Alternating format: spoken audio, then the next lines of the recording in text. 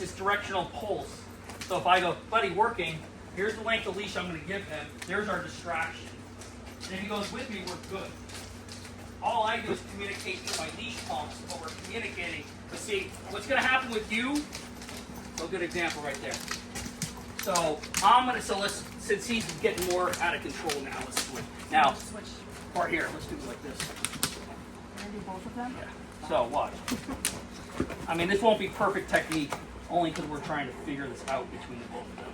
So the key here is going to be not to out-muscle them at this stage, right? So we only put on the martingales in order to give us, so if he goes like that, see, then I pump back. So if they're going to stand here loose leash, we're good. If I want him to back up, pressure, he doesn't do it, then I pump with steady pressure. So right there, pressure, pressure, he pump, good boy. This is, see, then he just backs up. It's mental. This is a mental communication right now. It's following the same rules as the command structure. We're just doing it non-verbally. So here's that insecurity issue. I've taken away the leash as his security blanket, so now he's leaning up against me. So dogs do that a lot, so they don't have to pay attention to where you are. They either put pressure on the leash or touch you. They need to know mentally, so like this, head goes down, I pump, he comes over, good. So right, he goes back, I'm going to do some pumping. So he's going to sit, which we don't want. All I ask him is to move in this direction, right? So I'm pumping. This is that mental part, right? Mm-hmm. Good. See, that's all I need. Turn off that leash pressure. Now he went too far that way, I just leash pump. Now this, see? Little leash pump. Good. Good. See? And you put them that high right there. Yeah, and the way they're fit, his is going to slide. He's like in between sizes. He's right there. Okay. Now, these are the Starmarks, the quote plastic prongs. Because of their working skin, usually I go to prongs when we have longer fur dogs. Okay. Their skin is the equivalent of long fur. My opinion, try these to get in a better technique. If we have to get a little more horsepower, we can maybe think about using modified metal ones. See, even there, see, it's not hard, but he's almost see, he's already understand the concept. We just started this an hour ago, so the mind isn't like, okay, we're good now. Yeah, and this is why, this is the difference. Why? Because he's way more insecure than him. So once I start giving him good direction, he's like, cool. This is what you want me to do? I don't want to know what to do. Just tell me what to do and we're good. So, but that's that difference on insecurity and filling the void. He's a little insecure, but he's more wanting to steer his own ship. He doesn't want to steer his ship. So he's going to kind of fall into play a little bit quicker. But we got this. Now he's overdoing it. Like you said, he kind of over-exaggerates stuff, and that's what he's doing. He's like, well, I can't go near that. We're going to go the other direction. You know what I mean? Yeah. So this is why in the working mode, just like the climb, I don't have any bearing on position. Your only job is to basically window shop the world. So you can't go pull, you can't go get that food, but you can be any position you want. If you want to lay down, you lay down. You want to stand, you stand. Now, of course, big mastiffs, they're going to want to lay down. They're going to, or sit, and he's not going to sit very long either. So if I do something like this, he's starting to lay down and be calm. Why? Because everything's predictable now.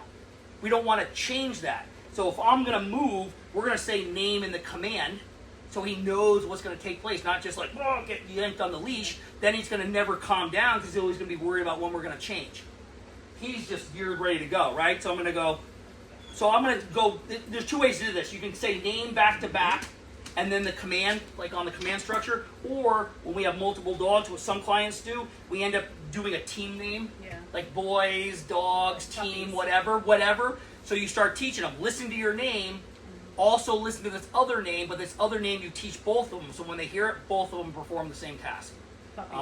There you go, right? So if I go, so we'll go a little bit shorter on him, so I go, puppies, working, and I start going. So here's the key, like right there. Obviously I'm not going to drag, see, little leash pump, right? Little leash pump, little leash pump. So even wide, right? So little leash pump, little leash pump. So I'm proactively, see, little leash pump, so I pump away, I pump up, I pump forward. So whatever direction I'm going, I'm telling him where to go. It's very directional. So like if I come up like here, see I'm short stepping him, pumping, and like I said, this is two of these guys who have never done this 10 minutes ago, right? So here we are, so right there, you try to cut in front of me, I just pump away from it. But I'm not making him do it. So where you're going to have to undo your muscle memory is you're used to out-muscling these guys. And this is all about technique and communication at the end of the day. But in the working mode, so right there, I don't let him tuck behind me, right? So I pump, pump, pump, pump, pump, pump, pump, pump, pump, and then he catches up. It's no different than horses, except I do pumps instead of steady pulls. He's not even. So right there, see, dragging behind is the same as pulling in front of me. But it's all about communication. I don't expect these to be like corrections on these guys. This isn't gonna correct these guys. This is gonna give them communication, see? And I can constantly talk with them. They're not even looking at the. No, tree see, so anymore. leash pump, leash pump, leash pump. See, little leash pump, leash pump. So I'm not dragging them around the corner. I'm leash pumping them so they learn to stay inside. So, right, so there it is right there. So right, little leash pump, he took that step. He's loose leash. Puppies, working. And then the little leash pump to catch up to where I want. Now, length of leash is however what you want. Leash manners have nothing to do with length of leash. If I want them this close to me, I run the leashes this short. I'm doing it right now, A, because I think if I go too much leash, they're just going to tangle each other up and everything, right? So let's see, he's already learning the short step and wait. I don't even have to talk to him on the leash. Him, I'm still having to talk to him on the outside. So like this, see how there's that little pressure? I leash pump so he catches up and comes into that space.